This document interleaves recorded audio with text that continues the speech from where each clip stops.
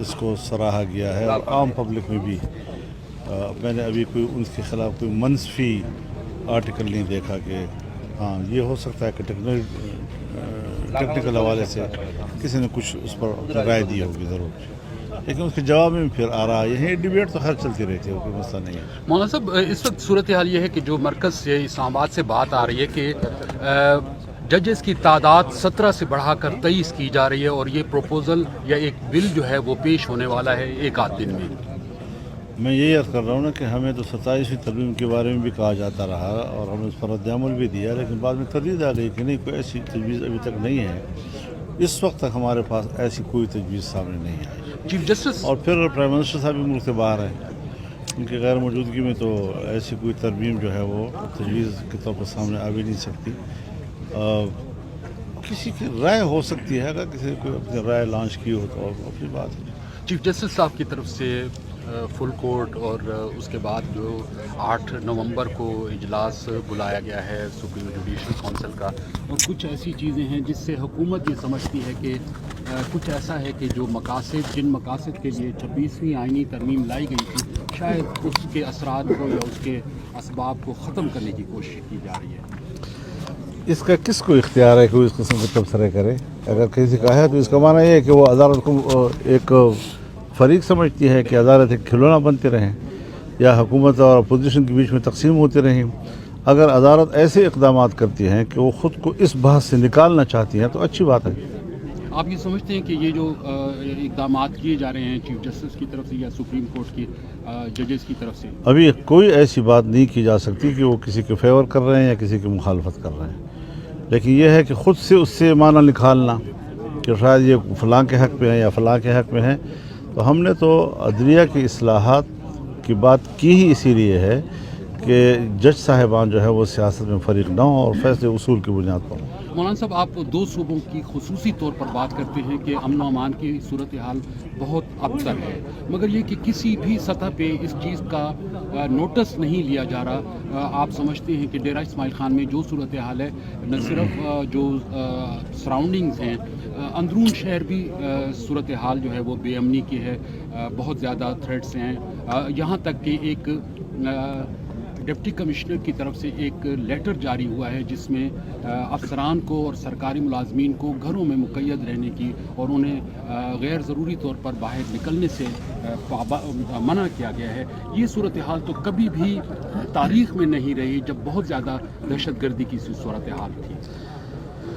دیکھیے طالبان کا رونا جو ہے وہ کون روئے اور کیوں روئے، بات تو بنیادی یہ ہے کون لائے ہیں ان کو، کس نے ان کو راستہ دیا ہے۔ ظاہر ہے کہ جنگ کی صورت میں فتوحات تو حاصل نہیں کی گئی کہ جنگ ہوتی ہے پھر آپ ایک فوج کو پسپا کر رہے ہوتے ہیں پھر آپ علاقے پہ قبضہ کر لیتے ہیں، ایسی تو کوئی صورتحال نہیں ہے۔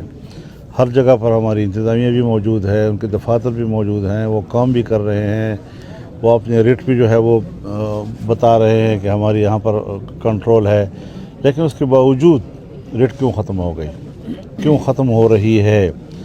تو ظاہر ہے کہ یہ کوئی ایک بڑے گیم کا حصہ ہے۔ اور آپ دیکھیں جی کہ پورے ملک کے اندر جو 2 صوبے ہیں ہمارے، ان 2 صوبوں میں یا مذہب کے نام پر بندوق اٹھایا گیا یا قومیت کے نام پر بلوچستان میں بندوق اٹھائے گئے ہیں، اور پارلیمنٹ سے اس الیکشن کے دوران قوم پرستوں کو بھی نکال دیا گیا اور مذہبی لوگوں کو بھی نکال دیا گیا۔ اب ظاہر ہے کہ جب یہ عوام کے نمائندے نہیں ہوں گے تو یہ پھر ان برے حالات کا مقابلہ کرنے کے لیے میدان میں نہیں آ سکتے۔ ایک زمانہ تھا جب میں نے ایک دعویٰ کیا تھا کہ جہاں جہاں پر جمعیت علماء اسلام کا نمائندہ ہے وہاں وہاں پر امن و امان ہے۔ وجہ یہ تھی کہ وہ عوام کے حقیقی نمائندے تھے، وہ سامنے آ جاتے تھے۔ اب انہوں نے ایسے حالات پیدا کر دیے کہ اگر کہیں جمعیت کے نمائندے ہیں تو وہ بھی بے بس ہو گئے، اور ان کی کوشش یہ ہے کہ جو معروف قسم کی کہ قوم پرست قیادت ہے جو مسائل کو سمجھتی ہے، جو سیاسی زاویے کو سمجھتی ہے، جو حکمت کو سمجھتی ہے، جو دوسروں کو سمجھا سکتے ہیں، یا وہ مذہبی قیادت کہ جو سیاسی معاملات کو پر ادراک رکھتی ہے، وہ معاملات کو سمجھتی ہے، ان کو غیر مؤثر کر دیا جائے اور ان کو کاؤنٹر کرنے کے لیے نئے نوجوانوں کو نکالا جائے۔ تو اس قسم کی چیزیں حضرت سوائے اس کے کہ وہ علیحدگی کی تحریکوں کو تقویت دیں گے، اس کے علاوہ کوئی اس کا اور نتیجہ نہیں نکل سکتا۔ تو یہ سوالات آپ کے بالکل وجہ ہیں کہ رفتہ رفتہ ہماری ریٹ کیوں ختم ہوتی جا رہی ہے۔ عام آدمی اپنے گاؤں میں، اپنے محلے میں اب اپنے گھر چھوڑ رہے ہیں۔ کوئی یہ نہیں کہ گورنمنٹ نے کہا ہے کہ آپ علاقہ چھوڑ دیں، لیکن وہ انسان ہیں، انہوں نے روزگار بھی کمانا ہے، ان کے روزگار کے مواقع ختم ہو گئے ہیں۔ بچوں کو تعلیم بھی دینی ہے، کہاں تعلیم دلائیں، کس اسکول میں دلائیں، کہاں بھیجیں ان کو جی۔ تو اس خوف کی حالت میں نہ کوئی روزگار کر سکتا ہے، نہ کوئی اپنے بچوں کو تعلیم دلا سکتا ہے۔ نتیجہ یہ نکل گیا کہ وہ لوگ خود بخود جو ہے وہ علاقے چھوڑ رہے ہیں اور ان کے حوالے کیا جا رہا ہے سب کچھ۔ مولانا صاحب، آپ نئے انتخابات کی بات کر رہے ہیں اور تحریک انصاف موجودہ انتخابات کو مان نہیں رہی، تو آپ مستقبل میں کوئی ایسی سچویشن آپ دیکھتے ہیں کہ نئے انتخابات کی طرف جایا جائے؟ نئے انتخاب کی طرف جانا پڑے گا اگر ملک کو بچانا ہے۔ جو اسمبلی کے اندر حکومت بنائی گئی اور اس کے لیے جو مینجمنٹ کی گئی وہ تو 26ویں ترمیم میں ناکام ہو گئے ان کی۔ تو اس کا معنی یہ ہے کہ ان کا عقل و خرد جو ہے وہ ناکام ہو چکا ہے۔ اسٹیبلشمنٹ کو ہر قیمت پر الیکشن سے لا تعلق ہونا پڑے گا۔ جب تک وہ اپنی مرضی کے حوالے سے سوچتے ہیں کہ ہم آئیں گے تو اپنی مرضی کی ہماری اسمبلی ہوگی اور حکمران جو ہے وہ اپنی اکثریت سے ہمارے مرضی کے مطابق ترامیم پیش کریں گے اور قانون پاس کرتے رہیں گے، یہ سلسلہ اب نہیں رہیں گے۔ تو اس قسم کی صورتحال میں کہ جہاں پارلیمنٹ یہ سمجھتی ہے کہ ہمیں تو کوئی پاس کر کے یہاں لایا ہے، ہمیں تو کسی نے یہاں حکومت ہمارے کسی نے حوالے کی ہے، ایسی صورتحال میں حکومت اپنا کردار ادا نہیں کر سکتی۔ تو آپ یہ سمجھتے کہ اگر 26ویں ترمیم کو آپ تسلیم نہ کرتے اور آپ سپورٹ نہ کرتے تو یہ ممکن تھا کہ حکومت یہ اپنا ٹینیور یا مینڈیٹ پورا نہ کر سکتی؟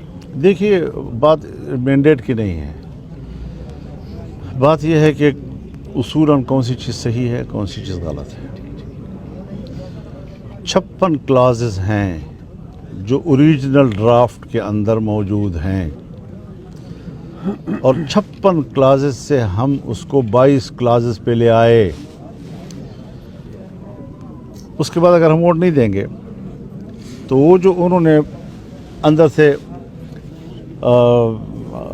ممبران خرید لیے تھے، اور یہ فیکٹ ہے کہ خرید لیے تھے انہوں نے، ہمارے 8 ووٹوں کی ان کو ضرورت تھی، وہ 11 ووٹ خرید چکے تھے اور ان کو اپنی پناہ گاہ میں محفوظ کر لیا تھا۔ اپوزیشن اگر ہم ووٹ نہ کرتے تو اوریجنل ڈرافٹ سے بھی زیادہ گندا ڈرافٹ آتا اور وہ کامیاب ہو جاتا جی۔ تو پھر ہماری اس 1 مہینے کی محنت کی کیا فائدہ ہوتا جی؟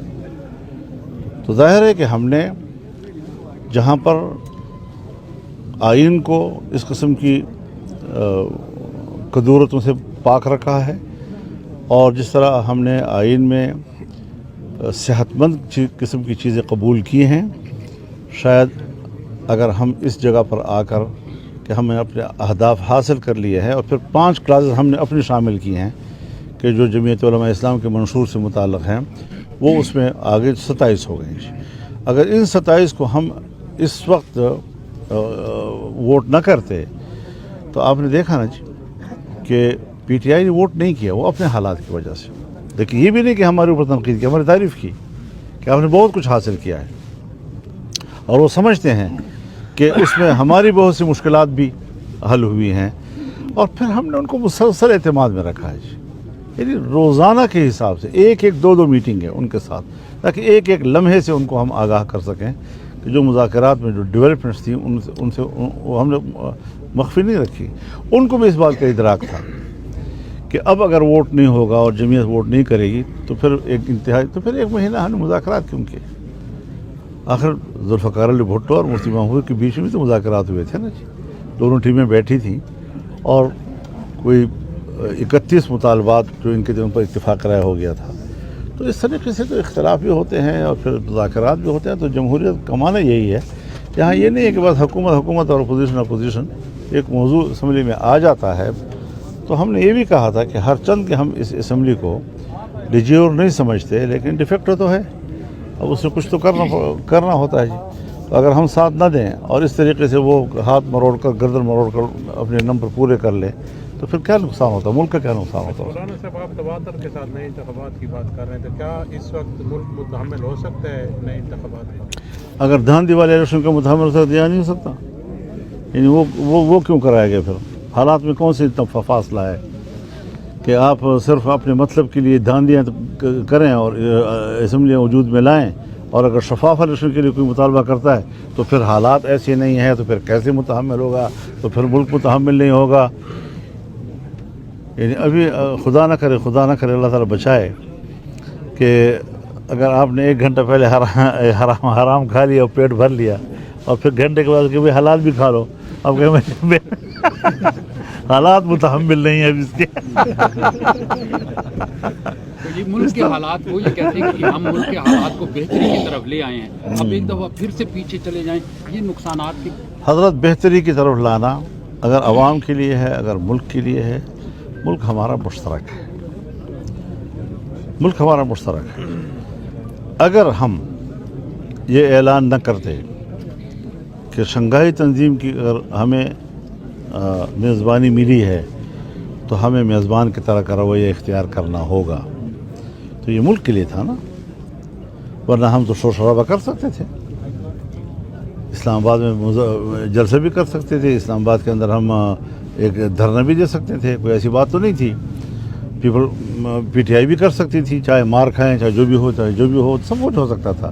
لیکن ہم نے صرف ملک کے لیے, کہ ایسا نہ ہو کہ مہمان آئیں, مسئلہ اقتصاد کا ہو, پاکستان اقتصادی لحاظ سے کمزور ہے, اگر کل کلاں یہ لوگ ہمارے ساتھ تعاون کرنا چاہیں ہمارے معاشی مشکل کو دور کرنے کے لیے, تو ہم ایسے مواقع کو ضائع نہیں کرتے. اختلاف کی بھی حدود ہوتے ہیں کہ کہاں تک جانا ہے اور پھر کہاں تک نہیں جانا چاہیے. عدالتوں سے ریلیف ملنے لگا ہے فوری طور پر. علیمہ خان جو ان کی بہنیں ہمشیرائیں ہیں وہ بھی باہر آ گئی ہیں. آپ بانی پی ٹی آئی کو بھی آنے والے دنوں میں باہر آتا دیکھ. حضرت میں تو الیکشن سے پہلے بھی کہتا تھا کہ میں کسی بھی اپنے مخالف کو جیل میں دیکھ کر خوش نہیں ہوتا, اور نہ ہی یہ جنگ کا طریقہ ہے کہ ایک فریق کے ہاتھ کھلے ہیں دوسرے کو آپ نے باندھ لیا ہے. تو یہ تو میں الیکشن سے پہلے بھی کہتا رہا, میں کسی سیاستدان کے جیل میں ہونے کے حق میں نہیں ہوں, بشمول عمران خان کے. ٹھیک ہو گیا.